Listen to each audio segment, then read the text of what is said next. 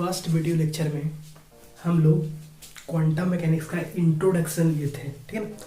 Second video में हम लोग ब्लैक बॉडी रेडिएशन को स्टार्ट कर दिए थे। अब हम लोग थर्ड लेक्चर स्टार्ट कर रहे हैं।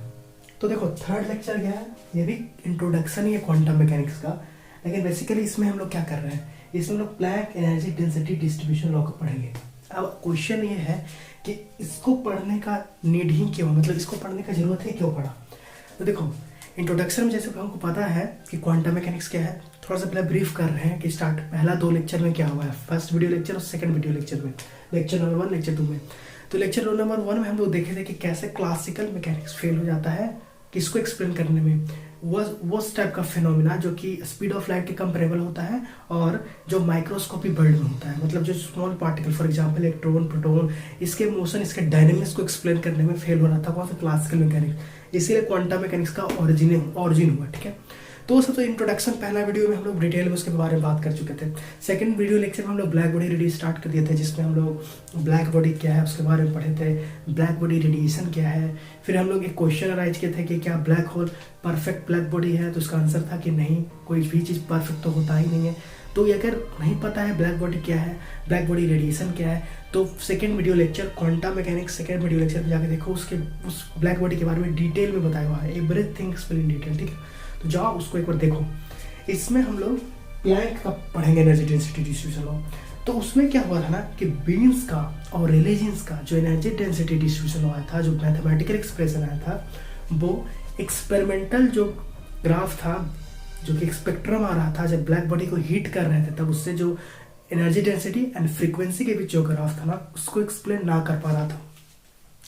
तो इसको फाइनली एक्सप्लेन करने के लिए सर मैक्स प्लैंक को 1900 में आना पड़ा और उन्होंने इसको क्या किया, इसको एक्सप्लेन किया। तो अब इस वीडियो लेक्चर में थर्ड में हम लोग ये देखने जा रहे हैं कि मैक्स प्लैंक सर ने इसको फाइनली किस तरह से और कैसे एक्सप्लेन किया। तो इसको देखने से पहले हम लोग जान लेते हैं जैसे कि रेलेजिन्स के बारे में थोड़ा सा जान लेते हैं, क्योंकि रेलेजिन्स का ही डिस्ट्रीब्यूशन लॉ को थोड़ा सा मॉडिफाई किए थे कौन, प्लैंक सर। बोलने का तो सिर्फ थोड़ा सा है, लेकिन ये क्या किया था ना कि इस साइंस के फील्ड में, फिजिक्स के फील्ड में, मतलब एक अलग टाइप सा मतलब कुछ किया जो कि आज तक इतिहास में कभी नहीं हुआ था ऐसा चीज। अब क्या है हम लोग बाद में देखेंगे कि वो क्या है, कि इतिहास में ऐसा कभी नहीं हुआ था। ऐसा था कि एक नया चीज हुआ है कुछ जो कि आज तक किसी ने किया ही नहीं था। हालांकि प्लैंक सर को खुद उस चीज पे विश्वास नहीं था, वो ये मानते नहीं थे। पता करते हैं क्या है। तो देखो रेलेजिन्स का क्या था कि अकॉर्डिंग टू रेलेजिन्स उन्होंने क्या बोला था कि जो ब्लैक बॉडी है, देखो सपोज करते हो कोई प्रैक्टिकल ब्लैक बॉडी है, मान लो कोई प्रैक्टिकल सपोज कर लो, ठीक है। ये एक प्रैक्टिकल ब्लैक बॉडी है। किस तरह का ब्लैक बॉडी है, प्रैक्टिकल।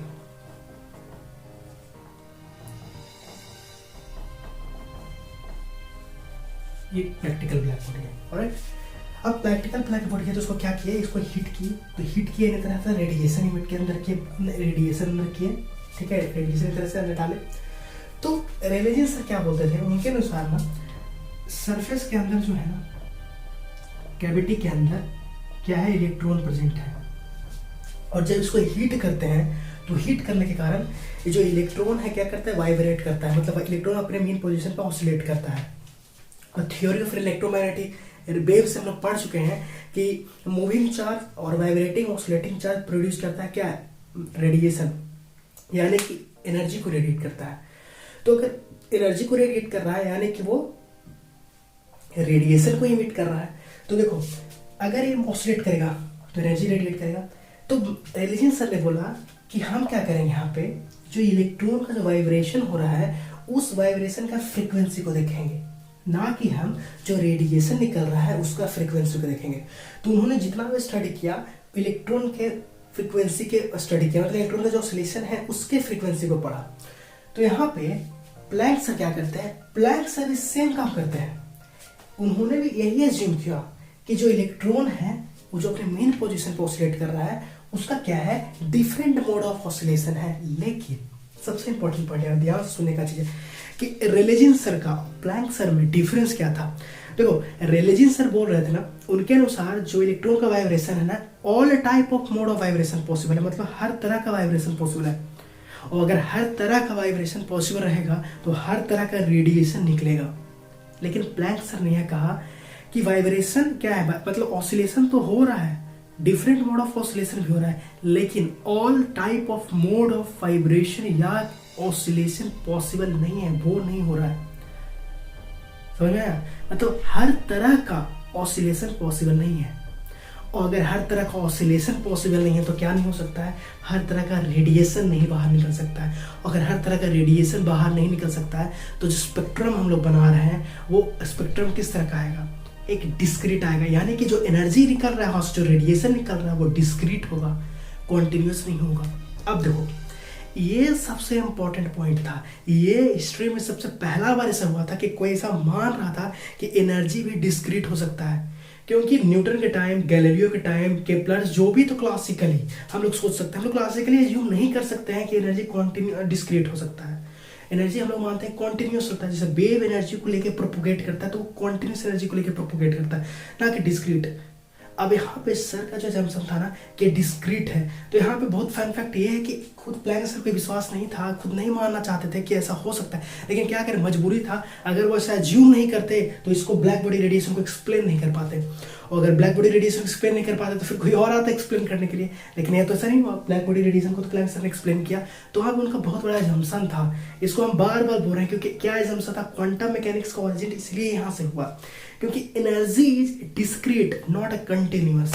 ये यहाँ से माना और इसके बलबूते पे बोल सकते हैं, इसको स्टैब्लिश किया और इसको एक्सप्लेन कर दिया। तो अब देखो, यहाँ पे पहले पॉइंट लिख लेते हैं कि यहाँ पे पहले इसको इरेज कर देते हैं, इसको इरेज करते हैं पहले। देखो इसको इरेज की। अब देखो रेलिजियन सर का तो हम पहले ही फर्स्ट सेकंड वीडियो लेक्चर में बताया कि उनका कैसा जम्पसन था, हम लोग क्या माना, किस तरह से उसको एक्सप्लेन किया। अब हम लोग इसमें सिर्फ प्लैंक सर का पढ़ने जा रहे हैं, तो सिर्फ प्लैंक सर के बारे में देखेंगे कि उनका क्या जम्पसन था।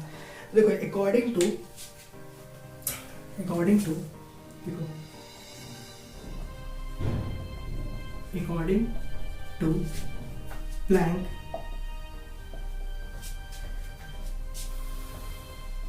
There is different mode of vibration of electron is possible। इसमें कुछ नहीं कर रहे हैं, जो हम बोले हैं वही लिख रहे हैं। देखो according to Planck there is different mode of vibration of electron possible. अब देखो यहाँ क्या है, डिफरेंट अंडरलाइन होगा, इसलिए डिफरेंट हुआ कि देखो वहां पे क्या, all type of mode of vibration sir religious के अनुसार उन्होंने बोला कि ऑल टाइप ऑफ वाइब्रेशन होगा। लेकिन यहाँ पे क्या है, प्लैंक सर ने क्या बोला कि ऑल टाइप ऑफ नहीं, डिफरेंट टाइप तो होगा, वाइब्रेशन मानते हैं होगा, लेकिन ऑल टाइप ऑफ नहीं होगा। तो इससे क्या पता चलता है, यहां से ये चीज पता चलता है कि जो एनर्जी होगा वो किस तरह का होगा, डिस्क्रीट एनर्जी निकलेगा। मतलब जो वाइब्रेशन होगा ये डिस्क्रीट टाइप का वाइब्रेशन होगा, उसके कारण एनर्जी डिस्क्रीट होगा। तो यहाँ पे लिखेंगे, यहाँ पे लिखेंगे सो vibration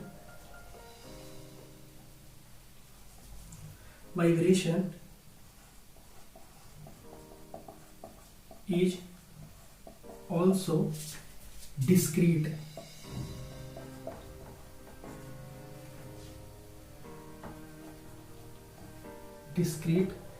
Therefore radiation emitted by black body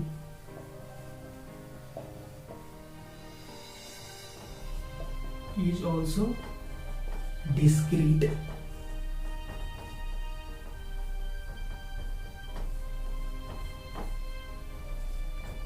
is also discrete। अब देखो वाइब्रेशन अगर डिस्क्रीट होगा इसका मतलब है कि जो रेडिएशन जो ब्लैक बॉडी से निकलेगा वो भी डिस्क्रीट होगा। अब देखो यहाँ पे एक पॉइंट और नोट कर लो, यहीं से इस दो चीज से निकल के आता है कि जो एनर्जी होता है सर प्लैंक के अनुसार energy is not continuous but it is discrete.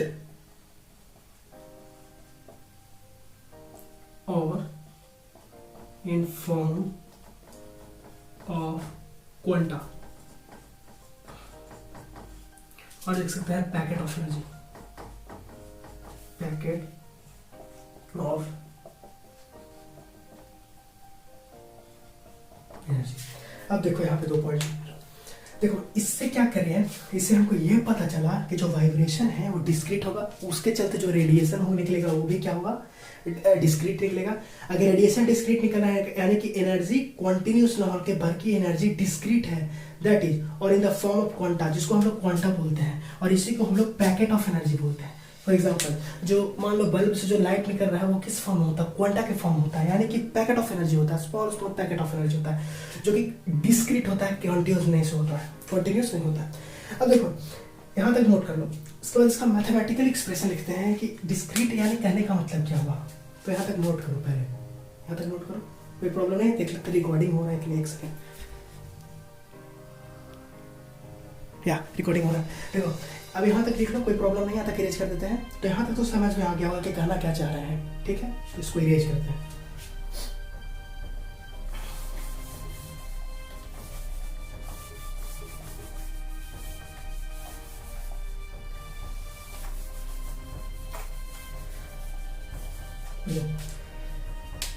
Energy not a continuous, यहाँ पे पॉइंट लिख लेता है, वही पॉइंट है।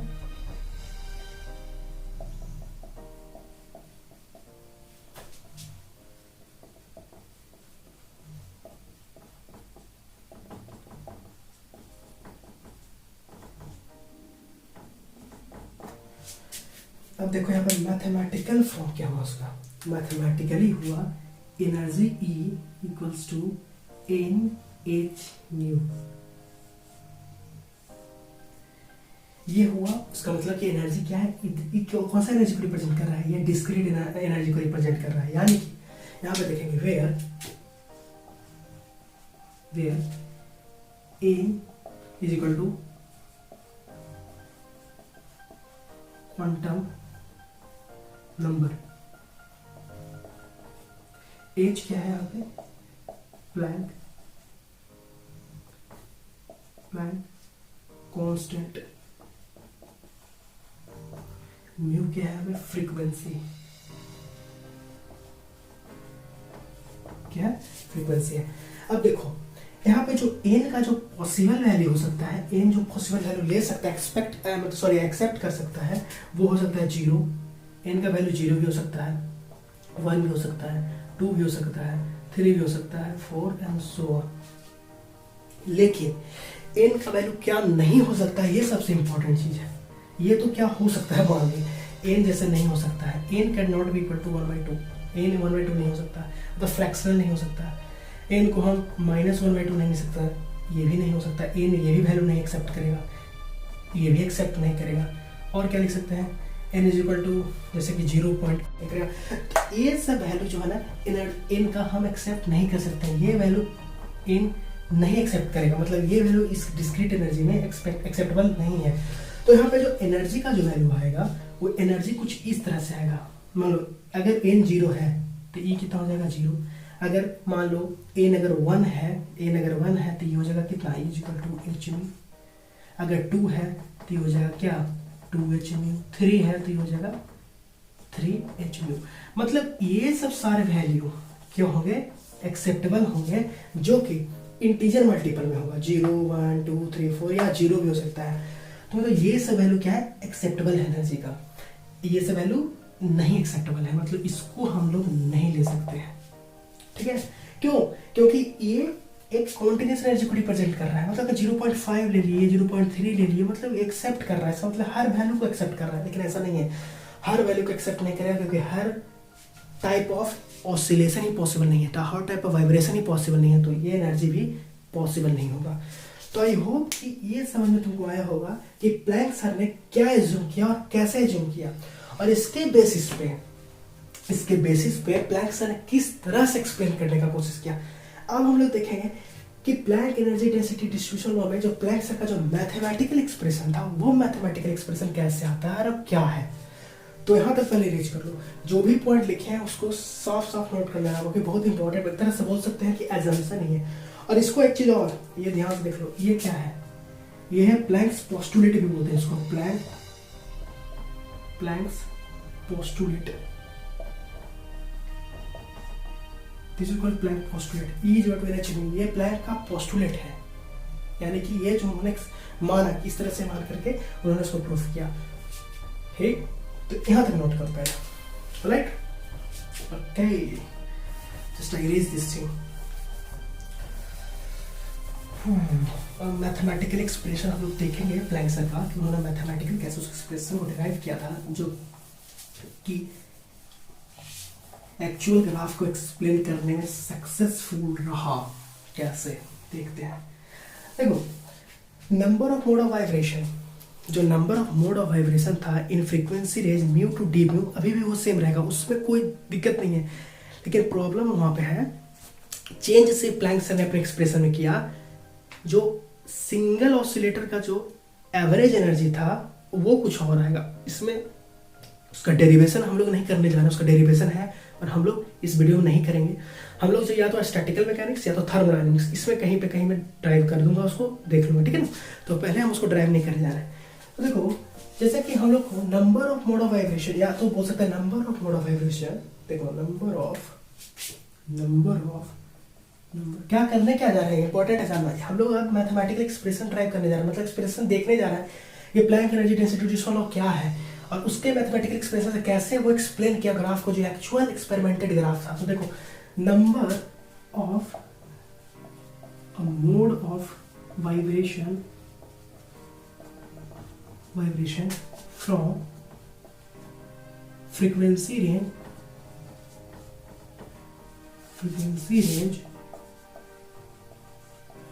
Mu to mu plus D mu क्या था, वो था 8 पाई म्यू स्क्वायर सी क्यू। याद है, यही था ना, 8 पाई म्यू स्क्वायर सी क्यू, यही था कि number of mode of vibration in frequency range mu to D mu, ये था सबसे इंपॉर्टेंट। दूसरा पॉइंट है एवरेज एनर्जी, लिख सकते हैं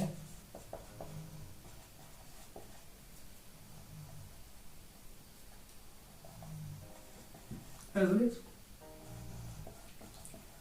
energy of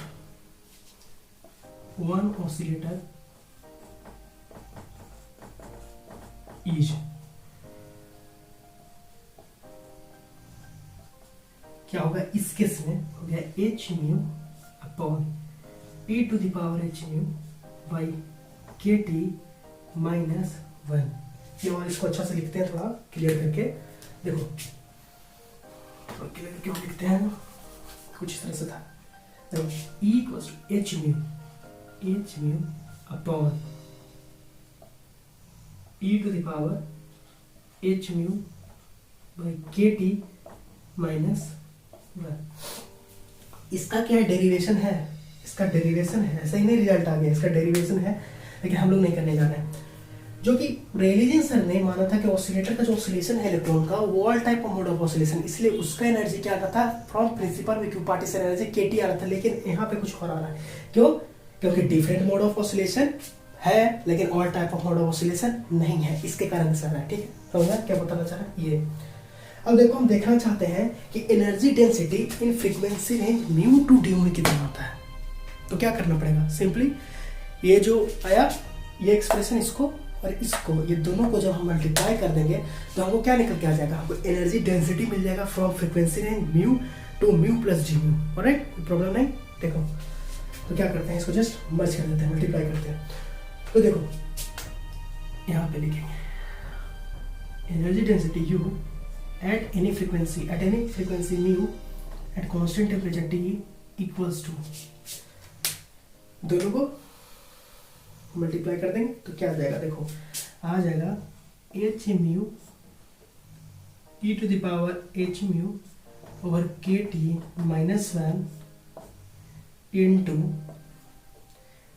8 pi mu square over C cube. देखो ये, और यही क्या है, यही है प्लैंक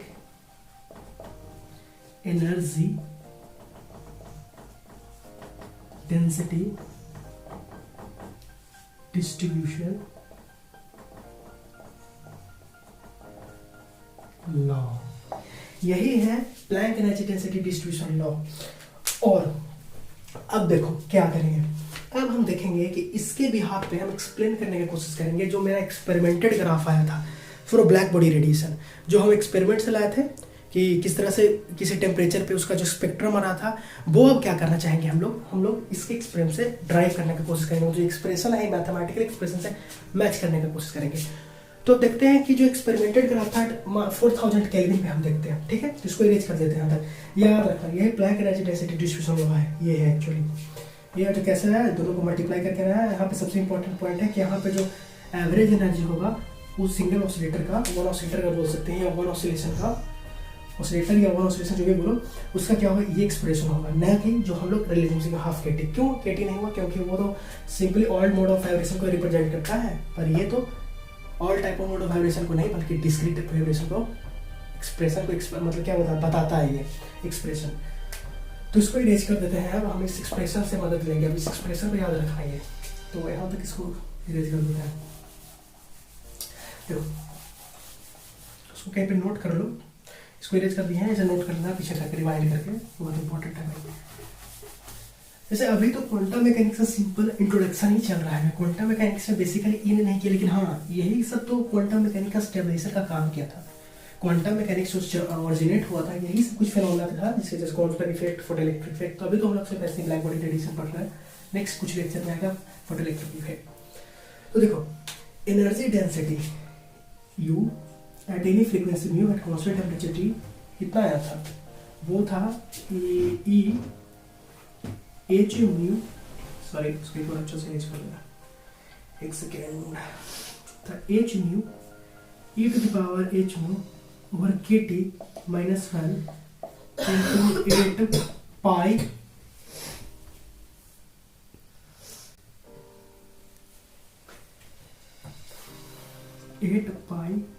म्यू स्क्वायर CQ। ये इंपॉर्टेंट है, ये क्या था, Planck energy density distribution law, ठीक है। देखो ये था, ऑलराइट। अब देखो उस ब्लैक बॉडी रेडिएशन का स्पेक्ट्रम को एट टेम्परेचर हम कितना पे दिखाए जाएंगे, एट 4000 केल्विन पे दिखाए जाएंगे।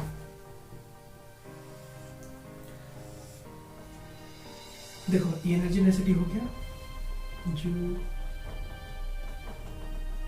ठीक है, और ये फ्रीक्वेंसी हो गया, क्या हो गया, फ्रीक्वेंसी हो गया, ठीक।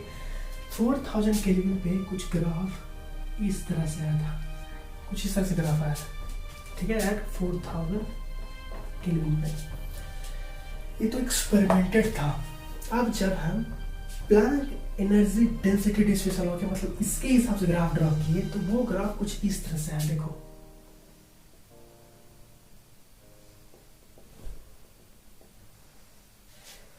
अब देखो यहाँ से क्या पता चल रहा है, इस ग्राफ से कुछ एनालाइज कर रहे हैं, इस ग्राफ से कुछ देख रहे हैं, हमको कुछ इस तरह से दिख रहा है कि देखो जो एक्सपेक्टेड ग्राफ था, मतलब कि जो आना चाहिए था वही ग्राफ आया। जैसे ये क्या था, एक्सपेरिमेंटेड ग्राफ था, और ये Planck energy density distribution law से जो ग्राफ आ रहा है वो, ये दोनों एक दूसरे को मैच कर रहा है, यानी कि दोनों क्या कर रहा है, दोनों पैरेलल है, एक तरह से बोल सकते हैं।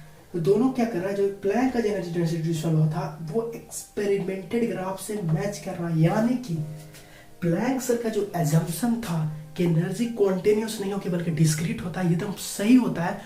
और उसके बिहाफ पे ही हम ये एक्सप्लेन कर पाए कि जो ब्लैक बॉडी रेडिएशन का जो स्पेक्ट्रम आ रहा था वो क्यों आ रहा था और कैसे आ रहा था, किसके कारण आ रहा था, वो फाइनली प्लैंक सर का energy density distribution law explain करता है कि इस तरह से आ रहा था। और किसने एक्सप्लेन किया, प्लैंक सर ने किया। कैसे एक्सप्लेन किया, एनर्जी को डिस्क्रीट मान के किया।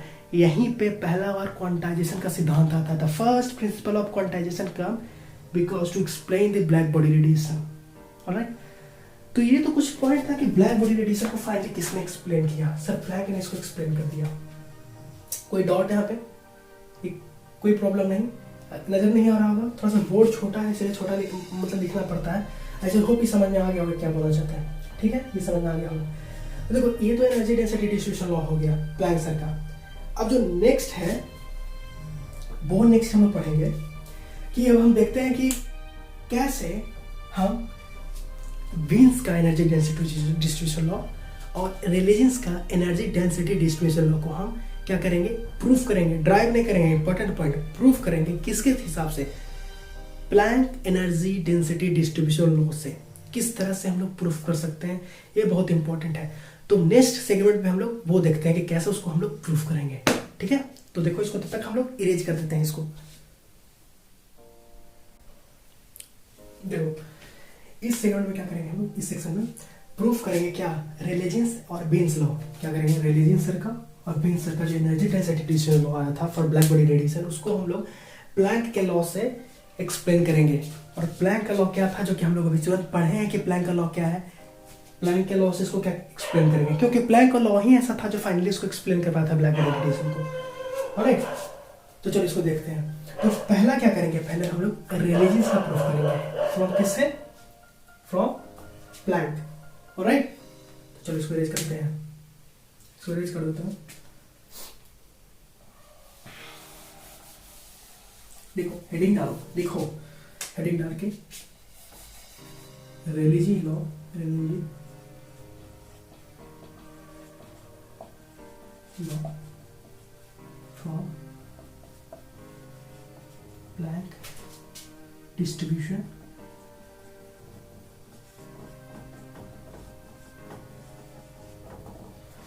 लॉ। तो देखो डिस्ट्रीब्यूशन लॉ ये था कि U, that is energy density at particular frequency at a constant temperature T equals to, जैसे मेरे को याद एक्सप्रेशन उसे आपको भी याद होना चाहिए। किस तरह से, जैसे मेरे को याद है, क्यों ऐसा बोल रहा है, ऐसा नहीं कि मैं रटा हूँ इसको, देखो मतलब बार बार प्रैक्टिस करते करते, लर्न करते करते एक बार सेट हो गया, बस सेट हो गया, फिर उसमें कोई प्रॉब्लम नहीं। देखो क्या था, H म्यू, हाँ उस टाइम मुझे बताना भूल गए थे कि H और म्यू ये सब क्या है कॉन्स्टेंट, तो उसके बाद बताते हैं। देखो H mu e to the power H mu upon में के टी माइनस 1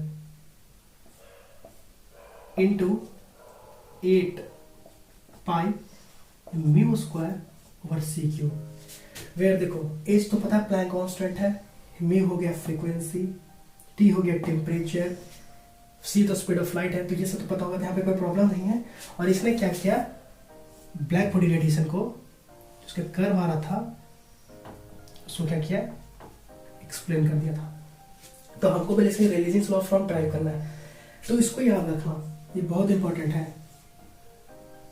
इसको एक्सप्रेशन 1 मान के, इसको एक्सप्रेशन 1 मान लो और इसको याद रखो। अब देखो रेलेजी लॉ क्या था, रेलेजी लॉ ध्यान से देखो, रेलेजी लॉ क्या था, रेलेजी लॉ क्या था, वो था U मतलब energy density at particular frequency at a constant temperature, वो कितना था, वो था तुम्हारा कुछ इस तरह से 8 pi mu square over C Q into K T, याद है, ये था ना एक्सप्रेशन, ये एक्सप्रेशन था ना, हाँ ये एक्सप्रेशन था। तो ये एक्सप्रेशन क्या करना है हमको, यहां से इसको लाना है, ड्राइव करना है, मतलब इसको यहां से लाना है। अब सोचो क्या कर सकते हैं, इसको कैसे ला सकते हैं, क्या करें, किया जाए। तो पहला चीज तो तुमको ये देखना पड़ेगा कि ये वैलिड कहाँ पे था, मतलब ये जो हम लोग जो रेलिजन सर थे उनका जो डेंसिटी डिस्ट्रीब्यूशन था किस पॉइंट पे, मतलब ये एक्सपेरिमेंट से मैच कर रहा था, कहाँ पे नहीं कर रहा था। तो ये रेलिजन लॉ था फॉर लो फ्रीक्वेंसी, क्या कर रहा था, लो फ्रीक्वेंसी तो डाटा से मैच कर रहा था, मतलब एक्सपेरिमेंटल डाटा से, पर हाई फ्रीक्वेंसी के लिए फेल हो रहा था। तो याद है, तो यानी कि यहाँ पे जो फ्रीक्वेंसी है, यहाँ पे देखो, यहाँ पे जो फ्रीक्वेंसी है वो किस तरह का फ्रीक्वेंसी है, frequency is very low, frequency क्या है, बहुत कम है, बहुत कम है। यानी कि अगर फ्रीक्वेंसी कम है तो ये जो पूरा ये एच म्यू ओवर के टी, क्या एच म्यू ओवर के टी क्या है, वो भी कैसा होगा, एच म्यू ओवर के टी भी बहुत बहुत बहुत कम होगा। यानी कि यहाँ से देखो, यहाँ पे हम एक्सप्रेशन उठा रहे हैं e to the power h mu over kt। अब म्यू बहुत छोटा है तो जो ये एक सेकेंड, ये sorry h mu over kt ये भी वेरी स्मॉल होगा। देखो अगर म्यू बहुत छोटा है तो ये भी क्वांटिटी बहुत छोटा होगा, ठीक है, ये भी बहुत छोटा है। अगर ये बहुत छोटा है यानी कि e to the power h mu, यहाँ पे e to the power h mu over kt ये भी क्या है, वेरी स्मॉल होगा, ये भी बहुत स्मॉल होगा, ठीक, ये भी बहुत स्मॉल होगा। यहां तक नोट करो, ये बहुत इंपॉर्टेंट है, ये नोट कर लो। म्यू फ्रीक्वेंसी बहुत छोटा है तो फ्रीक्वेंसी छोटा होने के कारण क्या हुआ कि h म्यू और kt ये भी टर्म क्या हो गया, स्मॉल हो गया। अगर ये टर्म स्मॉल हो गया तो e to the power h mu वो भी स्मॉल हो गया। तो यानी कि ये 3 पॉइंट बहुत मस्ट है।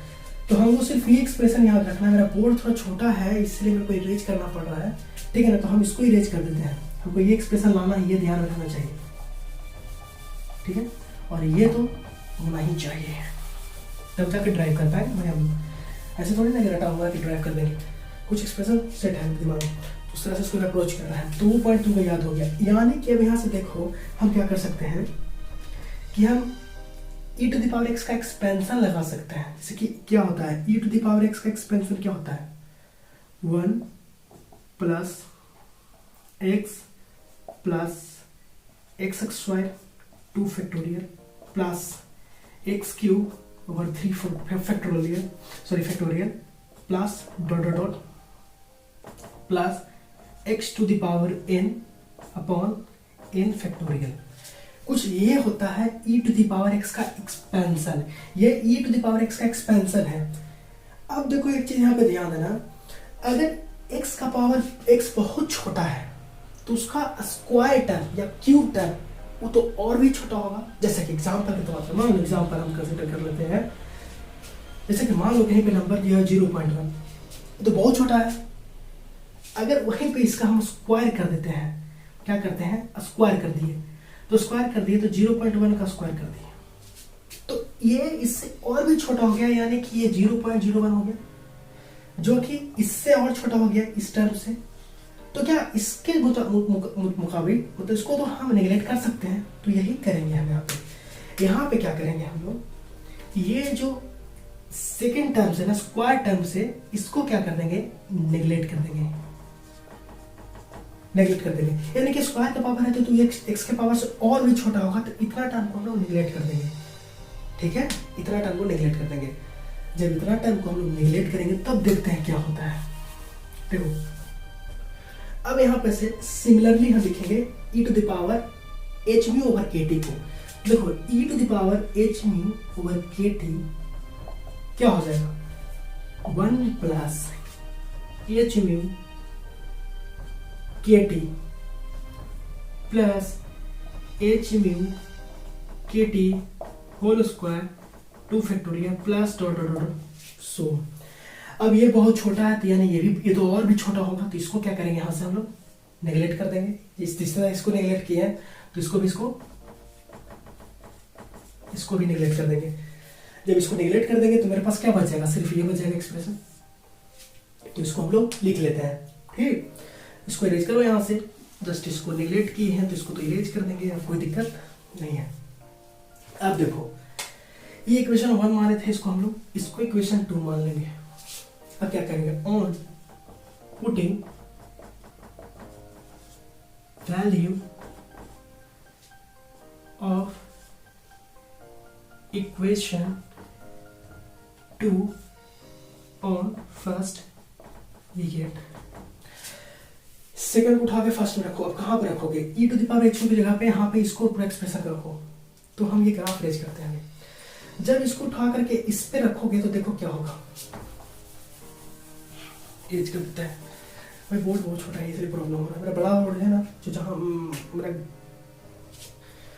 घर पे है वहाँ यहाँ नहीं है, इसलिए इसको उठा के यहाँ पे रख देते हैं। जब इसको उठा के यहाँ पे रखोगे तो देखो क्या आएगा, एच में तो एज इट इज रह जाएगा, कोई प्रॉब्लम नहीं है। इसके जगह पे हम रखेंगे तो ये हो जाएगा 1 plus H mu upon K T -1 into 8 pi mu square by C cube. देखो +1 -1 कैंसिल और एच म्यू ऊपर एच म्यू नीचे, तो एच म्यू से एच म्यू भी कैंसिल, ये नीचे है तो ऊपर चल जाएगा, तो क्या हो जाएगा, हो जा करके हो जाएगा के टी, यहाँ पे हो जाएगा 8 पाई म्यू स्क्वायर ओवर सी क्यूब। इसको जब अरेंज कर दोगे तो ये हो जाएगा, इसको एक सेकेंड इसको अरेंज कर देते हैं, अरेंज करोगे तो हो जाएगा 8 pi mu square C cube into K T at U at any frequency mu at constant temperature. अब ये देखो क्या ये रेलेजीन लॉ नहीं था, यही तो हमको लाना था फाइनल एक्सप्रेशन, क्या ये लाना था कि नहीं, यही लाना था ना, energy density at particular frequency constant temperature 8 pi mu square C cube into K T पे के बोल्ट्जमैन कांस्टेंट, टेम्परेचर में frequency C the speed of light. तो यही एक्सप्रेशन हम लोग क्या करना था, ड्राइव करना था। क्या किया हम लोग, उसको प्रूफ कर दिए कि Rayleigh law from Planck distribution law. इसका मतलब जो प्लैंक का जो लॉ था हाई फ्रीक्वेंसी यानी कि लो फ्रीक्वेंसी पे तो सही है, अब चेक करते हैं हाई फ्रीक्वेंसी पे सही है कि नहीं। तो वो कैसे चेक करेंगे, वो हम लोग देखते हैं बीन्स लॉ से। लेकिन ये तो एक्चुअली ट्रू है, अगर नहीं ट्रू रहता तो ग्राफिन एक्सपेरिमेंट से मैच करता, दोनों सही है, लेकिन सिर्फ हम अपने सत्तावना के लिए सिर्फ हम उसको क्या कर रहे हैं, उसको एक बार देख रहे हैं कि बीन्स का कैसे आता है कि नहीं एक्सप्रेशन। तो चलो बीन्स का देखते हैं, रेलेजी का समझ में आ गया तो किस तरह से एक्सप्रेशन हम ड्राइव किए हैं, ऑलराइट। तो कोई प्रॉब्लम यहाँ तक नहीं होगा, देख लो क्लियरली, कोई दिक्कत नहीं है। यही एक्सप्रेशन हमको लाना था जो कि हम ला दिए। सबसे इंपॉर्टेंट पॉइंट यहाँ पे है, इसका अगर मान लो 0.1 है और उसका स्क्वायर कर दोगे तो 0.0 बना देगा, जो कि बहुत छोटा है 0.1 से, तो उसको नेग्लेक्ट करते हैं। यहाँ पे ये नेग्लेक्ट किए थे और ये नेग्लेक्ट करके हम लोग फाइनली इसका वैल्यूज पे पुट किए और इसको हम ड्राइव कर दिए। तो आई होप यहाँ तक समझ में आया, देखते हैं रिकॉर्डिंग में है कि नहीं, ठीक है। रिकॉर्डिंग हो रहा है तो चलो यहाँ तक करो नोट, पहले यहाँ तक करो नोट, उसके बाद फिर हम लोग बीन्स का देखते हैं, तब तक अरेंज करते हैं बोर्ड को, ओके ओके। देखो Wien's law from Planck distribution law. तो प्लैंक का डिस्ट्रीब्यूशन लॉ क्या था, जो कि हमको पहले से पता है, बार बार इसलिए लिख रहे हैं कि मेरे साथ आपको भी रिवाइज हो जाए। देखिए यहाँ पे ना मैं किसको पढ़ा नहीं रहा हूँ, पहला चीज तो मैं खुद पढ़ रहा हूँ, यानी कि मैं खुद को पढ़ा रहा हूँ। तो इसके दरमियान अगर आपको सीखने का मौका मिलता है तो आप सीख सकते हैं।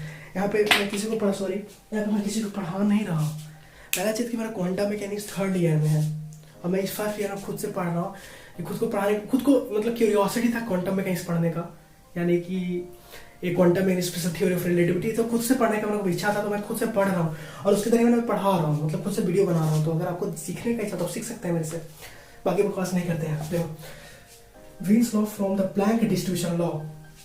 अब यहाँ पे जो प्लैंक का जो डिस्ट्रीब्यूशन लॉ था मेरे को पहले से पता है, क्या था वो देखो, U मतलब energy density at particular frequency mu at constant temperature T, that is क्या था, h mu e to the power h mu kt -1 8 pi mu square over c cube. ये मेरे को पता था, इसको एक्सप्रेशन 1 मान लेंगे। अब यहाँ पे सबसे इंपॉर्टेंट पॉइंट ये है कि जो वीन्स का जो डिस्ट्रीब्यूशन लॉ था, ये देखेंगे हम लोग कहाँ पे वैलिड है, यानी कि हाई फ्रीक्वेंसी पे वैलिड है या लो फ्रीक्वेंसी पे वैलिड है। तो आपको मैंने बताया था कि वीन्स का जो डिस्ट्रीब्यूशन लॉ है किसके लिए मतलब वैलिड है, किस फ्रीक्वेंसी रेंज के लिए वैलिड है, तो फॉर हाई फ्रीक्वेंसी रेंज। यानी कि देखो यहाँ पे जो ग्राफ ड्रॉ करेंगे, यानी ग्राफ प्लॉट करेंगे, तो देखो ये कुछ इस तरह से ग्राफ था और यहाँ पे जो लो फ्रीक्वेंसी के लिए था रेलेजी का था, और हाई फ्रीक्वेंसी जो था किसका था, वीन्स का, रेलेजी। और जो बीच का रेंज था ना वो को एक्सप्लेन नहीं कर पा रहा था, तो यही तो हम लोग एक्सप्लेन कर लिए थे इससे प्लैंक लॉ से। चलो यहाँ देखते हैं वीन्स लॉ। तो ये क्या बोलता है, for high low frequency divert कर रहा था, तो ये हाई फ्रीक्वेंसी, यानी कि यहाँ पे जो म्यू है, यहाँ पे जो म्यू है क्या है, वेरी हाई, बहुत बड़ा है। यानी कि म्यू अगर बड़ा हो गया तब एच म्यू भर के टी भी बहुत बड़ा हो जाएगा, यानी वेरी हाई हो जाएगा। That's right. तो e to the power h बराबर के टी, ये भी बहुत बड़ा हो जाएगा, अवश्य बात है। जब ये बड़ा है तो ये भी बड़ा हो जाएगा, तो क्या हो जाएगा, e to the power h mu over के टी ये भी क्या हो जाएगा, वेरी हाई, या बोल सकते हैं वेरी बिग, या वेरी हाई लिख दो, कोई प्रॉब्लम नहीं है, वेरी हाई, बहुत बड़ा, ये हो गया। अब देखो सबसे इम्पोर्टेंट पॉइंट यहीं पे आता है, अब ई एच में बहुत बड़ा है तो मान लो उसमें से 1 माइनस कर देते हैं, जैसा कि 1 माइनस कर देने का मतलब कह रहे हैं कि पूरा समुंदर है, ठीक है, इतना पानी निकाल लो या 1 बाल्टी पानी निकाल लो, तो समुंदर पे कोई प्रभाव पड़ेगा क्या, नहीं, कोई फर्क नहीं पड़ेगा। उसी तरह से यहाँ पे अगर e to the power h में ओवर kt में से -1 कर भी देते हैं तो उस पर कोई प्रभाव नहीं पड़ेगा। फॉर एग्जाम्पल मान लो आपके पास 10 करोड़ पैसा है, ठीक है ना, उसमें से 1 पैसा आप मेरे को दे दीजिए, तो आपको कुछ फर्क पड़ेगा क्या उससे, नहीं, आपको कोई फर्क नहीं पड़ने वाला है। इसी तरह से अगर ये एक्सप्रेशन में से अगर हम वेरी हाई है, इस एक्सप्रेशन में से -1 कर देते हैं, हम कहने का मतलब क्या है कि e to the power h में ओवर kt -1 कर देते हैं तो कोई फर्क पड़ेगा नहीं, अभी भी वो क्या हो जाएगा, अभी भी वो यही रहेगा, that means e to the power h mu over kt। बहुत इंपॉर्टेंट पॉइंट है, ये अभी भी यही रहेगा, कोई दिक्कत नहीं होगा इसमें। अब देखिए क्या करेंगे हम लोग, इसको एक्सप्रेशन 1 माने, इसको एक्सप्रेशन आप 2 मान लीजिए। अब देखिए पुटिंग, आप लिखेंगे putting the value of expression, या बोल सकते हैं equation second on first, second को फर्स्ट पे डाल दें तो क्या मिलेगा हमको, तो देखिए क्या मिलता है, देखिए इस जगह पे हम इसको रख देते हैं, ये पूरे टर्म को इसके जगह पे हमको ये रखना है, इसके जगह पे ये रखना है, तो रख दीजिए, तो क्या मिलेगा, energy density U at frequency mu at constant temperature T that is equal to h mu, इस पूरे टर्म की जगह पे हमको ये रखना है तो ये रख देंगे, that is e to the power h mu upon में kt to 8 pi mu square C cube, 8 pi mu square C Q.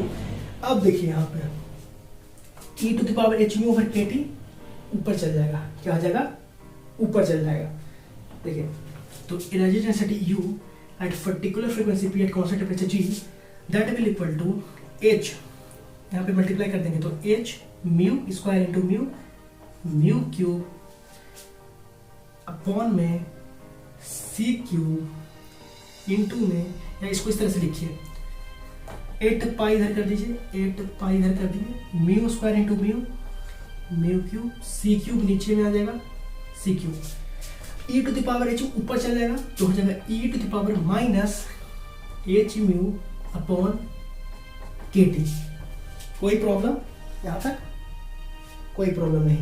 अच्छा यहाँ पे प्रॉब्लम हो रहा है, कैसे हुआ, देखो 1/x अगर देखो, अब देखो कैसे ये ऊपर जाकर नेगेटिव हो गया, अगर मान लो कहीं पे 1/x लिखा हुआ है तो it can be written as x to the power -1, इसको इस तरह से लिख सकते हैं, क्या किया, इसको ऊपर कर दिए, मान लो कहीं पे लिखा हुआ है 1/e to the power x, तो इसको ऊपर कर देंगे तो हो जाएगा e to the power -x, तो इसको इस तरह से लिख सकते हैं, उसी को यहाँ पे किए हैं, e to the power h में ओवर kt को ऊपर कर दिए हैं तो -h में ओवर kt हो गया, ठीक है ना, कोई प्रॉब्लम नहीं, यहाँ पे कोई प्रॉब्लम नहीं है।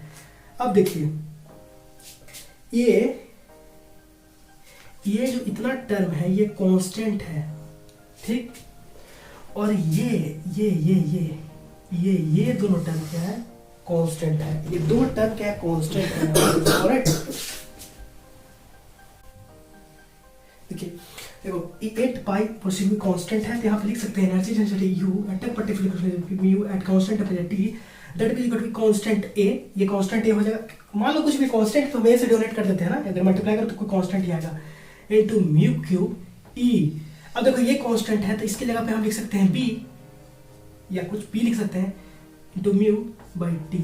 अब कुछ ध्यान दो, क्या था, यही तो था Wien's energy density distribution law, यही तो है Wien's energy density distribution law, 28 mu cube e to the power b mu by T।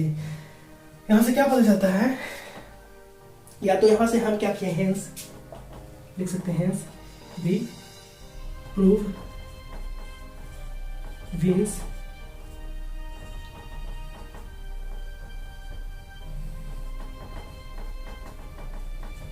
Distribution law from Planck law. अब देखो यहाँ से हम लोग क्या किए, बीन्स का जो डिस्ट्रीब्यूशन लॉ था उसको क्या कर दिए, एक्सप्रेशन को ड्राइव कर दिया, या तो हम लोग प्रूफ कर दिए फ्रॉम प्लैंक लॉ। यह एक्सप्रेशन हमको लाना था। अब देखो क्या हुआ कि ये क्या किए, इस बीन्स लॉ को हम लोग ड्राइव कर लिए, प्लैंक रिलेशंस को भी ड्राइव कर लिए। यहाँ पे 2-3 मोस्ट इंपॉर्टेंट क्वेश्चन आता है, जैसे कि पहला हम लोग यहाँ पे पढ़ेंगे, क्वेश्चन भी बोले या कुछ भी बोले, जैसे कि एक सबसे इंपॉर्टेंट टर्म है beans displacement law. Distribution law नहीं, देखो कंफ्यूजन मत होना, डिस्प्लेसमेंट लॉ डिस्ट्रीब्यूशन लॉ में डिफरेंस है। डिस्प्लेसमेंट लॉ कुछ और बताता है और डिस्ट्रीब्यूशन लॉ जो अभी हम लोग पढ़ रहे हैं। तो अब जो नेक्स्ट हम लोग को पढ़ना है ना, वो डिस्प्लेसमेंट लॉ पढ़ना है। तो यहाँ तक क्या था, तो ब्लैक बॉडी रेडिएशन बेसिकली लगभग खत्म हो चुका है, बस एक टॉपिक जो रिमेनिंग बचा हुआ है वो है बीन्स डिस्प्लेसमेंट लॉ। उसको हम लोग नेक्स्ट सेगमेंट में देखते हैं। तब तक के लिए यहाँ तक नोट करो, कोई प्रॉब्लम है तो कमेंट कर दो। यहाँ तक कोई दिक्कत मेरे को नहीं लगता कि होगा, क्योंकि मैंने बहुत डिटेल में इसको समझाया। इतना डिटेल में कोई नहीं कहीं नहीं समझाता है, तो इतना इसको कौन बताएगा, कोई नहीं समझाता। आराम से बताया, एक्सप्रेशन लिखा, ड्राइव किया, बस हो गया, चलो निकल गया। तो यहाँ तक नोट कर लो, मैं आई होप यहाँ तक समझ में आ गया होगा। नेक्स्ट मीन्स डिस्प्लेसमेंट लॉ के बारे में हम लोग पढ़ते हैं। चलो, तो इस सेगमेंट में हम लोग क्या करने आ रहे हैं, बीन्स डिस्प्लेसमेंट लॉ को पढ़ेंगे। तो पहले बीन्स डिस्प्लेसमेंट लॉ को देख लेते हैं क्या कहने का मतलब है। तो देखो हम लोग क्या करेंगे, बीन्स डिस्प्लेसमेंट लॉ में ना, ऐसा हम लोग फ्रीक्वेंसी और एनर्जी डेंसिटी के बीच के ग्राफ बनाए थे। तो बीन्स डिस्प्लेसमेंट लॉ में हम क्या करेंगे कि एनर्जी डेंसिटी और वेवलेंथ के बीच में ग्राफ ड्रा करेंगे। किसके बीच में, ध्यान सुनो, एनर्जी डेंसिटी वर्सेस वेवलेंथ। तो कुछ इस तरह के ग्राफ आता है एनर्जी डेंसिटी और वेवलेंथ के बीच में। देखो ये क्या है, एनर्जी डेंसिटी यू जूम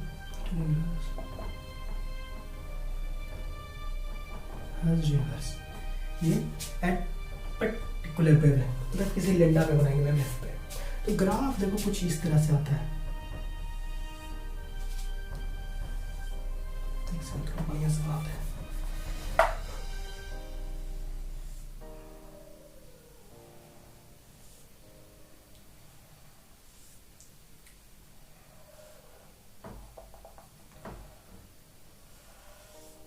कुछ इस तरह से। अब देखो यहाँ पे कुछ बात है, देखो जब हम टेम्परेचर को मान लो 4000 केल्विन किए तो ग्राफ कुछ इस तरह से आया। जब टेम्परेचर कुछ और बढ़ा है तो ग्राफ कुछ इस तरह से आया। और ये क्या है, लेंडा, यार छोड़ो अभी रुक जाओ, ये 4000 पे आया, ये 5000 पे आया, 5000 केल्विन पे आया। टेम्परेचर बढ़ा है, 5000 केल्विन ग्राफ आया। फिर और टेम्परेचर बढ़ा है तो और बढ़ा के क्या किए, बढ़ा करके किए 6000 केल्विन। थोड़ा टेम्परेचर और बढ़ा है तो टेम्परेचर बढ़ा के और क्या किए 7000 केल्विन किए। अब यहाँ से देखो कुछ एनालाइज करने वाला बात है, कुछ इस ग्राफ से देखने वाला बात है। रुको पहले देखते हैं कि ग्राफ से क्या देख सकते हैं हम लोग। देखो ग्राफ से हम लोग ये देख सकते हैं कि जैसे जैसे टेम्परेचर बढ़ा रहे हैं, टेम्परेचर बढ़ रहा है, टेम्परेचर बढ़ने के साथ क्या हो रहा है, वेवलेंथ भी इंक्रीज हो रहा है, वेवलेंथ भी इंक्रीज हो रहा है।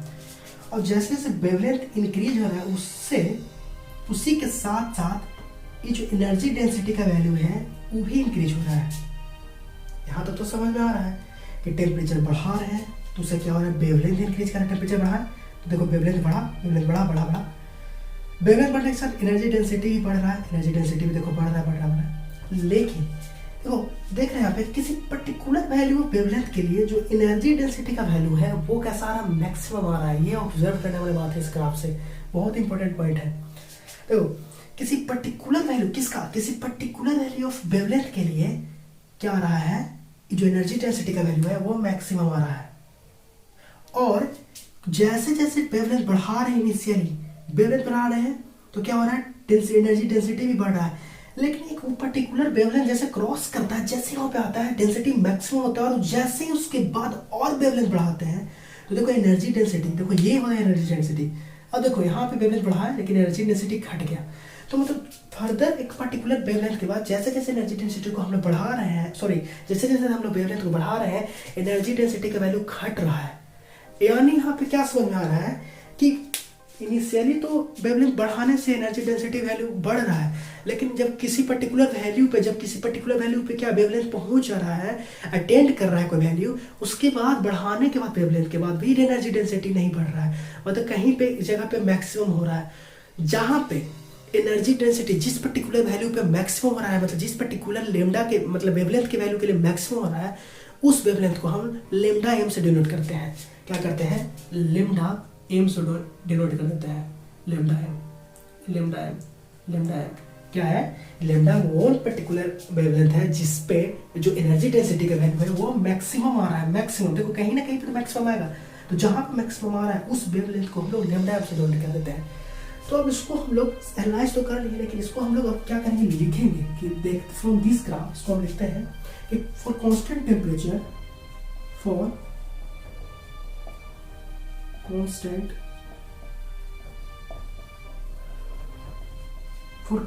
temperature B can, इसको सही से लिखें, we can observe that initially on increasing value of wavelength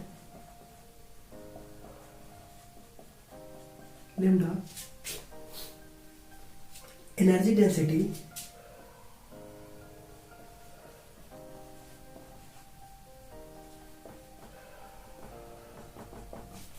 mu also increases। क्या हो रहा है? For constant temperature, we can observe that initially on increasing the value of wavelength, the energy density also increases, but क्या लिख सकते हैं? At particular temperature,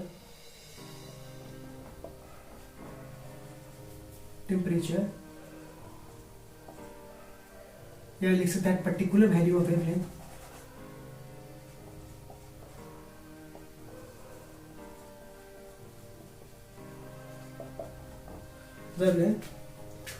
the energy density is at a particular value of wavelength, energy density is maximum. देखो पहला चीज, ये कहीं से रट के नहीं लिख रहे हैं हम, जो तुमको बता रहे हैं बस, जो बता रहे हैं बस उसी को यहाँ पे लिख रहे हैं, इसलिए रटने का कोई जरूरत नहीं है। एक बुकिस मतलब स्टेट डेफिनेशन भी है, वो भी लिखवा दूंगा, लेकिन देखो जो सोच रहे हैं, जो समझ रहे हैं जिस ग्राफ से, वही यहाँ पे लिख रहे हैं, तो वही कुछ और कुछ नहीं कर रहे। देखो जैसे पर्टिकुलर वैल्यू बता ही रहे हैं, किसी पर्टिकुलर वैल्यू के लिए energy density का वैल्यू मैक्सिमम आ रहा है, बस वही लिखे हैं। Then we can see that the wavelength lambda energy density also increases at a particular value of wavelength, energy density is maximum and लिख सकते हैं and further on increasing the value of wavelength, a particular value of wavelength, increasing on the value of wavelength, energy density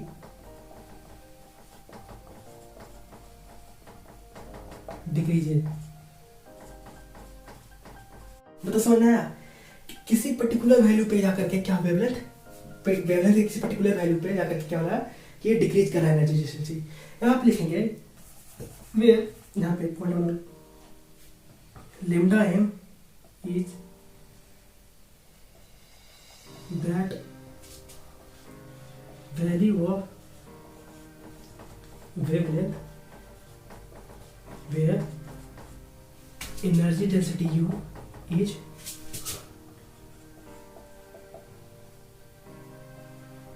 maximum। ऐसा समझे? Lambda में वो value है जहाँ पे एनर्जी डेंसिटी का वैल्यू मैक्सिमम है। अब देखो इस ग्राफ से एक चीज और हम एनालाइज कर सकते हैं, तो from this graph we can see that, या लिख सकते हैं वी कैन से दैट, क्या कह सकते हैं? देखो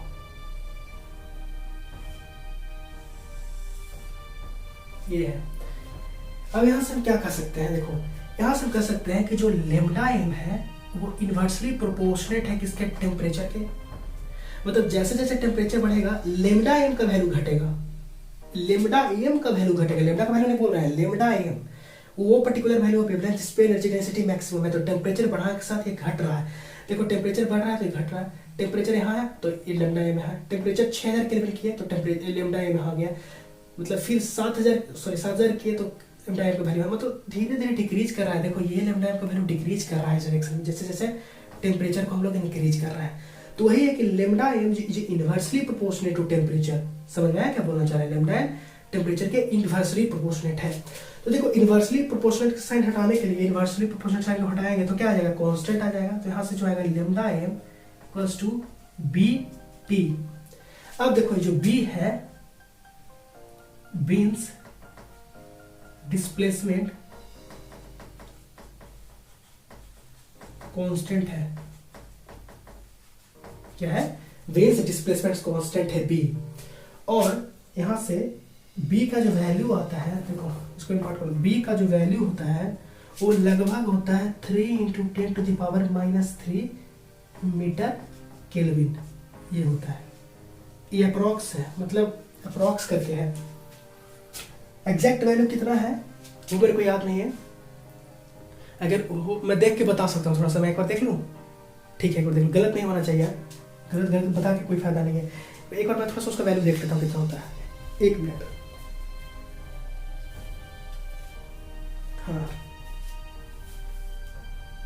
हाँ बता गया, देखो बी का जो वैल्यू होता है 0.2896 × 10⁻² मीटर केल्विन होता है, राइट। तो ये भी एक वैल्यू होता है, ये भी याद कर लो, बहुत इंपॉर्टेंट है। तो बी इज 3 × 10⁻³ मीटर केल्विन और 0.2896 × 10⁻³ मीटर केल्विन, ये एग्जैक्ट वैल्यू है बी का। अब देखो यहाँ पे, यहाँ तक इरेज कर देता हूँ, यहाँ तक लिख ली हो गई ये लिख लो, ठीक है, लिख लिए इसको, ठीक है, इसको हम इरेज कर दे रहे हैं, ठीक है, इसको इरेज कर देते हैं, उसके बाद देखते हैं।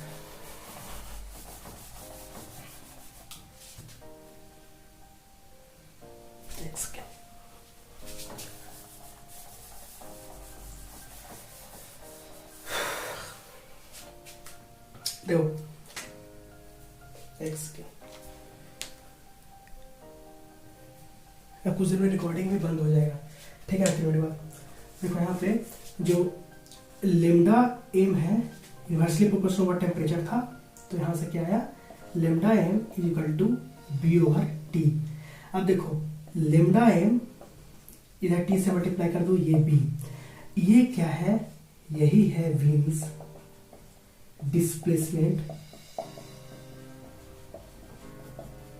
लॉ, बीन्स डिस्प्लेसमेंट लॉ यही है, क्या है, lambda M into T equal to B, where B is a Wien's constant. तो ये था बीन्स डिस्प्लेसमेंट लॉ, जो ये बताता है कि जब टेम्परेचर और किसी पर्टिकुलर वैल्यू जिसके डेंसिटी का वैल्यू मैक्सिमम है, वो कैसा वैल्यू का कांस्टेंट आएगा, जिसका वैल्यू क्या था, v equals to 0.2896 metre kelvin और 3 × 10⁻³ मीटर केल्विन। तो ये तो क्या था, ये तो वीन्स डिस्प्लेसमेंट लॉ था। और यहाँ पे क्या होता है, यहाँ पे एक्चुअली क्या होता है कि ब्लैक बॉडी रेडिएशन खत्म होता है। लेकिन एक टॉपिक और है जो है इसका प्रूफ, इसको भी हम प्लैंक के एनर्जी डेंसिटी डिस्ट्रीब्यूशन लॉ से हम इसको प्रूफ कर सकते हैं, किसको, वीन्स डिस्प्लेसमेंट लॉ को। तो वो कैसे होता है वो हम नेक्स्ट वीडियो में देखेंगे, क्योंकि मेरा वीडियो का टाइमिंग 1 आवर का था, तो वो खत्म हो गया है, खत्म हो जाएगा बस 2 मिनट में। तो इतना लिख लो, उसका नेक्स्ट वीडियो में हम लोग क्या करते हैं उसको, या नेक्स्ट सेगमेंट में हम उसको ऐड कर देंगे, इसका मैथमेटिकल वेरिफिकेशन की, इसको कैसे प्रूफ कर सकते हैं हम लोग, ठीक है। तो चलो यहाँ तक कर लो नोट, ओके।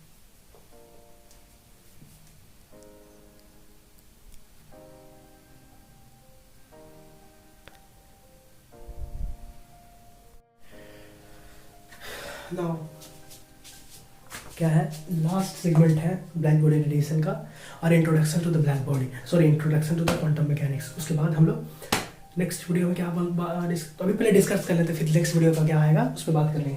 तो क्या है, proof of beans displacement law from the plank law, right.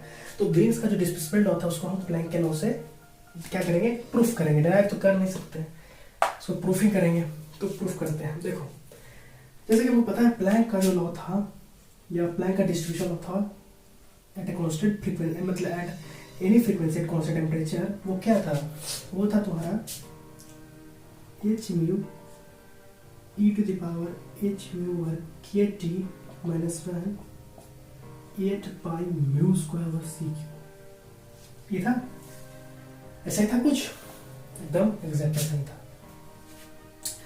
अब देखो हम लोग क्या कर रहे हैं कि हम लोग डिस्प्लेसमेंट लॉ, तो डिस्प्लेसमेंट लॉ तुमको याद होना चाहिए क्या था, lambda A into T E B at constant is equal to B, कोई कॉन्स्टेंट वैल्यू बी आएगा, हमको बेसिकली ये लाना है, तो हमको ये लाना है। तो देखो energy density you at this particular any frequency mu at constant temperature is given by this. तो देखो इसको हम लोग एक तरह से और लिख सकते हैं, वो क्या है, देखो इन पहला चीज ये फ्रीक्वेंसी के टर्म में है, हमको वेवलेंथ के टर्म में लाना है, तो इसको पहले हम किस तरह से लिख सकते हैं वो देखो, इसको हम एक तरह से और लिख सकते हैं, वो एक तरह क्या है, जैसे इसको हम लिख सकते हैं u at mu d mu, energy density at mu into d mu equals to H mu e to the power H mu k T minus 1 8 pi mu square C Q into d mu. ये भी second expression, मतलब same expression है, इसको इस तरह से भी हम लोग लिख सकते हैं, कोई प्रॉब्लम नहीं है, ठीक है। अब देखो हमको एनी हाउ इसको वेवलेंथ के टर्म में मतलब कन्वर्ट करना है, मतलब फ्रीक्वेंसी को वेवलेंथ के टर्म में एक्सप्रेशन को लाना है। तो देखो एक चीज तुमको पता होगा, हम लोग को ये जरूर पता होता है क्या लेम्डा क्या होता है, या इसको जानते हैं mu equal to C by lambda, mu equal to C by lambda होता है कि नहीं, ये होता है ना, mu equal to C by lambda. अब क्या करेंगे हम करेंगे, देखो क्या इसको क्या कर सकते हैं, डिफरेंशिएट करते हैं दोनों तरफ से, तो वो देखो d mu equals to minus C lambda square D lambda आया, डी म्यू डिफरेंशिएट कर दिए तो डी म्यू माइनस सी lambda square D lambda, simple differentiation है, कर सकते हो, कोई प्रॉब्लम नहीं। तो ये एक्सप्रेशन आया, तो ये एक्सप्रेशन क्या करते हैं हम लोग, हम उसे लिख देते हैं यहाँ पे जो अपने को आया डिफरेंशिएट करके क्या आया था, मेरे को आया था D mu is equal to minus C lambda square D lambda. अब देखो यहाँ पे डी म्यू को जगह पे हम लोग इसको पुट करेंगे, लेकिन यहाँ पे इसका मैग्नीट्यूड को पुट करेंगे, नेगेटिव साइन को ओमिट करेंगे मॉडुलस लगा करके, तो इसके मैग्नीट्यूड को यहाँ पे पुट कर देते हैं। जब इसके मैग्नीट्यूड को यहाँ पे पुट करेंगे डी म्यू की जगह पे, तो क्या आ जाएगा, अब देखो ये टर्म क्या आ जाएगा, वेवलेंथ के टर्म आ जाएगा। कैसे देखो, इसको इस तरह से लिख सकते हैं, इसको लिखेंगे mu lambda D lambda Z will equal to H. अब देखो फ्रीक्वेंसी को भी कन्वर्ट करेंगे ना वेवलेंथ टर्म में, तो क्या आ जाएगा, mu equal to C by lambda upon में ई, या ऐसे लिखो E H C by lambda, alright? Yes, को लिखो H C by lambda to K T, क्यों? क्योंकि म्यू को C by lambda के टर्म में कन्वर्ट, मतलब लैम्डा के टर्म में कन्वर्ट कर दिया, माइनस 1 8 पाई म्यू स्क्वायर है, तो mu is equal to C by lambda, तो mu is equal to C by lambda मतलब C square lambda square C cube, right. कोई प्रॉब्लम है क्या यहाँ पे, आई थिंक कोई प्रॉब्लम नहीं, चलो गुड। अब ये डी म्यू की जगह पे क्या लिखेंगे, लिखेंगे c lambda square D lambda. Any problem, कोई दिक्कत नजर आ रहा है ना, एक सेकंड देख लेना, हाँ कोई प्रॉब्लम नहीं है, ठीक है, नजर आ रहा है, ये लिख सकते हैं इसी जगह पे, ठीक है। अब देखो यहाँ पे क्या करेंगे, इसको हम इस तरह से लिख सकते हैं, energy density U at a particular wavelength lambda at constant temperature T can be written. अब देखो यहाँ पे कुछ कटिंग छटिंग होगा या फिर कुछ काट छट होगा, देखो यहाँ पे क्या हो सकता है, C स्क्वायर इंटू सी क्यूब, C स्क्वायर इंटू सी क्यूब हो जाएगा, तो ये इससे कैंसिल हो जाएगा, ध्यान से देखिएगा, C स्क्वायर इंटू सी क्यूब हो जाएगा, तो ये इससे कैंसिल हो जाएगा, ऑलराइट। ये लेमडा स्क्वायर तो लेमडा टू द पावर 4 हो जाएगा into lambda to the power 5 हो जाएगा, यानी कि हो जाएगा एच सी, ऐसे लिख सकते हैं इसको, लिखो बढ़िया से 8 पाई h c lambda to the power 5, क्योंकि lambda square into lambda to the power 5 into 1/e h c lambda k T minus 1, ये हो गया। देखो एक्सप्रेशन आ गया, ठीक है, ये एक्सप्रेशन है। अब देखो करना क्या है, हमको एनर्जी डेंसिटी का मैक्सिमम वैल्यू निकालना है, किस पे, जिस पे किसी वेवलेंथ पे, मतलब किसी वेवलेंथ पे एनर्जी डेंसिटी वैल्यू का मैक्सिमम है। तो किसी पर्टिकुलर वैल्यू पे एनर्जी डेंसिटी का मैक्सिमम आए, यानी कि मैक्सिमम मिनिमम का कैसा है, मैक्सिमम मिनिमम आता है तो हम लोग क्या करते हैं, उसका डेरिवेटिव जिसके रिस्पेक्ट में करना, मतलब जिसके रिस्पेक्ट में मैक्सिमम मिनिमाइज होगा उसको क्या करते हैं, उसके रिस्पेक्ट में डिफरेंशिएट करते हैं, फर्स्ट ऑर्डर डिफरेंशिएशन करके जीरो के ऊपर पुट कर देते हैं, वहाँ से हम लोग निकाल लेते हैं। ये मैथमेटिक्स में पढ़ना है, जो कि लगता है कि एप्लीकेशन ऑफ डिफरेंशिएशन में है, ईओडी में 12th क्लास में, जिसे पार्ट ऑफ कैलकुलस है, जिसमें हम लोग मैक्सिमम मिनिमा का कैसे निकालते हैं। तो उसमें क्या करते हैं कि जो भी चीज़ का मैक्सिमाइज या मिनिमाइज करना रहता है उसको डिफरेंशिएट करते हैं फर्स्ट ऑर्डर एक बार, और उसको जीरो के ऊपर पुट करके वहाँ से निकाल रहता है। तो बेसिकली इसमें भी वही काम करना है, क्या करना है कि इसको क्या करना है, डिफरेंशिएट करना है, किसके रिस्पेक्ट में, लेमडा के रिस्पेक्ट में। देखो यहाँ क्या करना है, D you over D lambda, और डिफरेंशिएट करके जीरो के ऊपर पुट कर देना है।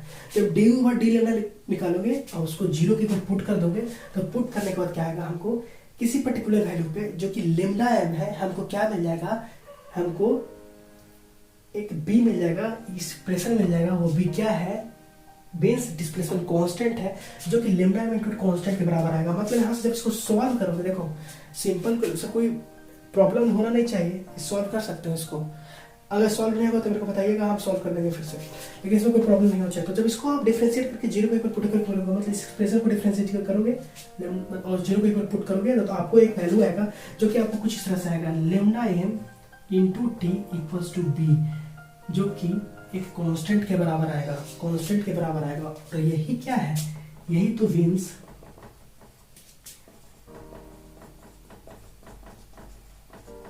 डिस्प्लेसमेंट लॉ है, यही तो वीन्स डिस्प्लेसमेंट लॉ है। यानी कि यहाँ से क्या पता चलता है, lambda M is inversely proportional to temperature.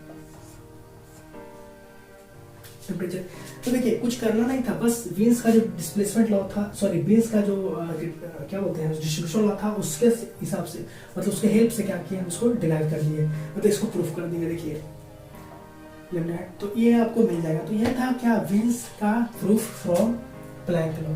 तो बेसिकली यही था वीन्स डिस्ट्रीब्यूशन लॉ। और यहीं पे जा करके ब्लैक बॉडी रेडिएशन जो भी जितना हो सकता था, मैं जितना पढ़ा या जितना मेरे को आता है, मैंने उसको आपको उतना कंप्लीट कर दिया। और ये समझिए कि लास्ट इतना काफ़ी है, यही है एक्चुअली ब्लैक बॉडी रेडिएशन। और जो मैंने आपको बोला था कि डिराइव करना है, जो मतलब डेरिवेशन है और ये भी सब है, वो हम लोग नेक्स्ट स्टैटिकल मैकेनिक्स से थर्मोडायनेमिक्स से भी पढ़ेंगे, तो उसमें हम ड्राइव करेंगे। तो बेसिकली ये था थर्मोडायनेमिक्स का इंट्रोडक्शन, सॉरी क्वांटम मैकेनिक्स में introduction about black body radiation. तो यहाँ तक ब्लैक बॉडी रेडिएशन खत्म होता है। नेक्स्ट है कि हम लोग 3 बजे, रात के 2:12 हो रहा है, 3 बजने वाला है। तो अब नेक्स्ट हम लोग नेक्स्ट वीडियो में जो बात करेंगे वो हम लोग बात करेंगे फोटो इलेक्ट्रिक इफेक्ट के बारे में। उससे पहले हम लोग क्वांटा के बारे में जाके जानेंगे।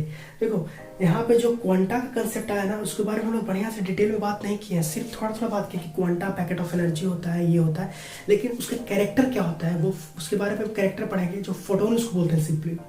अब फोटोन कब आया, कैसे है, इंट्रोडक्शन हुआ उसका, वो तो हम लोग फोटो इलेक्ट्रिक इफेक्ट में पढ़ेंगे। लेकिन उससे पहले हम लोग फोटोन का कैरेक्टर जानेंगे। जो एनर्जी है, जो फोटोन है, उसका कैरेक्टर क्या है। जो लाइट है, ग्रुप ऑफ फोटोन से मिलकर बना हुआ है, उसका प्रॉपर्टी क्या है, उसका कैरेक्टर क्या है। उसको पढ़ने के बाद हम लोग क्या पढ़ेंगे, फोटो इलेक्ट्रिक इफेक्ट। तो यहाँ तक आई होप समझ में आया होगा ब्लैक बॉडी रेडिएशन। और नेक्स्ट वीडियो में जो भी है हम लोग डिस्कस कर लेंगे। तो आज के लिए धन्यवाद। Please like, share and subscribe.